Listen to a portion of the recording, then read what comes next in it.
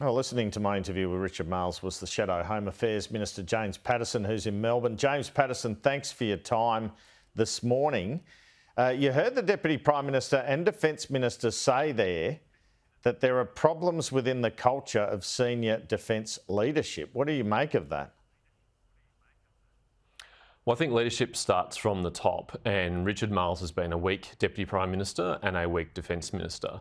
The extra funding that was announced this week for the surface fleet of only $1.7 billion over 4 years is the first dollars that Richard Marles has been able to get out of the Expenditure Review Committee in 2 years, following a Defence Strategic Review which said that our strategic circumstances are the worst they've been since the end of World War II.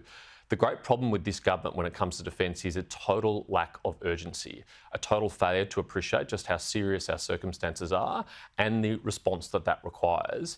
And this is just what we've come to expect from Labor in office when it comes to defence. You'll remember the last time they left office, they left defence spending at 1.38% of GDP, the lowest level since the 1930s, and the previous coalition government had to rebuild that back up to 2%. Unfortunately, when it comes to Richard Marles and defence. So he would say, Mr Patterson, he would say we're taking it from 2.1 to 2.4% of GDP now. That's a fair point, isn't it? I'll believe that when I see it, Andrew, because Labor often promises a good game when it comes to defence but fails to deliver.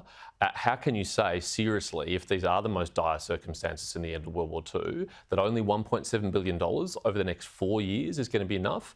I'm not paying Richard Marles on what he says he's going to do in the 2030s and 2040s. We have an urgent task right now in the early 2020s. And for some of these new capabilities which he's ordered not to arrive unless this government serves 30 years in office is just ridiculous when the task is so urgent now. I mean, we could have conflict in our own region in the next 5 years, and you don't have to take my word for it. That's what Angus Campbell says, that's what Kevin Rudd says, that's what a whole range of people say, and yet we are just meandering along at a leisurely pace like business as usual policies are going to be enough. All right, what about this, what he said about the problems with the culture of senior leadership in defence? I mean, that seems pretty extraordinary from a minister, doesn't it? Well, it seems like a public vote of no confidence in his own department and the military leadership of our defence forces, and that's a deeply disturbing thing. I mean, this minister is responsible for extending the term of the Secretary of the Department. This minister is responsible for extending the term of the CDF. If he doesn't have confidence in them, he shouldn't have done so. If he does have confidence in them, he shouldn't publicly undermine them by saying that. Let's talk about his trip to Indonesia. Do you concede that's a positive move after an asylum boat came on our shores, that was discussed? Absolutely. It is very important that we work hand in glove with the Indonesians, who are our most important partner when it comes to combating the people smuggling trade. It was thanks to their help and assistance that the Abbott government first was able to stop the boats and get that horrible trade under control and stop it. Unfortunately, it does look like it's been revived on this government. We've had at least 12, possibly 13 boats arrive on this government's watch, 300 people who've attempted to make the journey, and 2 boats who've broken all the way through to the mainland and returned without being detected, which is a shocking failure. And no surprise when maritime surveillance is down at 20% in terms of the aerial surveillance and 12% in terms of the on-water surveillance. All right, well, he made some interesting comments there too about claiming they were spending more than you did in government, the coalition, even after I pointed out to him the budget papers showed it was tapering down.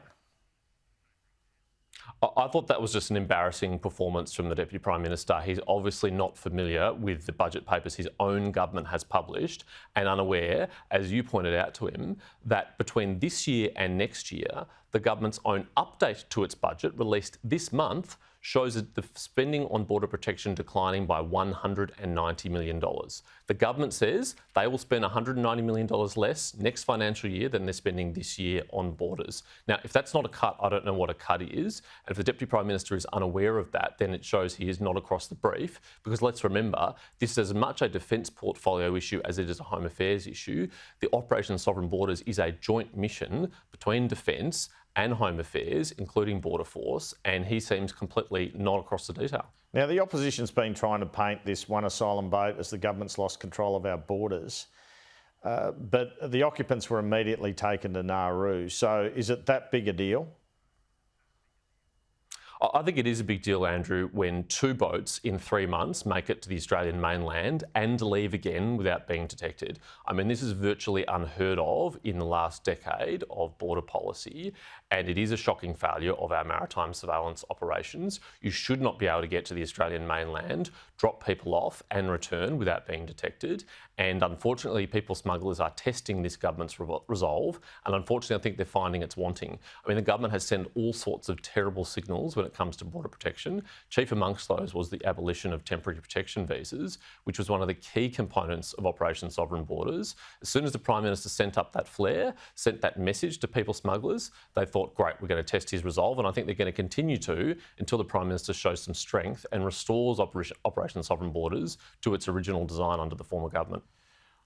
I wanted to ask now about this Dunkley by-election, which occurs obviously this Saturday in your home state. Can the Liberal Party snatch the seat? I think there's been some disingenuous expectation raising going on. This is a tough by-election for the Liberal Party. 6.3% swing required is a very big swing. And I heard the DPM say before that that's the average swing in by-elections, but of course what he would know is that the average swing is much less when it's the case of a departing former member who is deceased, as is the case of Peter Murphy, than when a member resigns. I've been on the pre-poll booths in Dunkley. There's no anger towards the government for this by-election, which is obviously understandable. That's not what I experienced in other by-elections where a member has resigned and retired early, where there often is anger at the very existence of the by-election.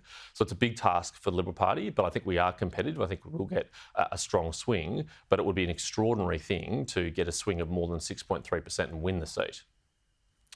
Just finally, can I get a reaction to this education review that Jason Clare is releasing today? It seems the government has walked away from an earlier idea to impose an international student levy on universities. What do you make of that? And they also want universities to contribute to a future fund. Our Shadow Minister for Education, Sarah Henderson, will have a more comprehensive response later, but my initial reaction is this is a very ambitious plan.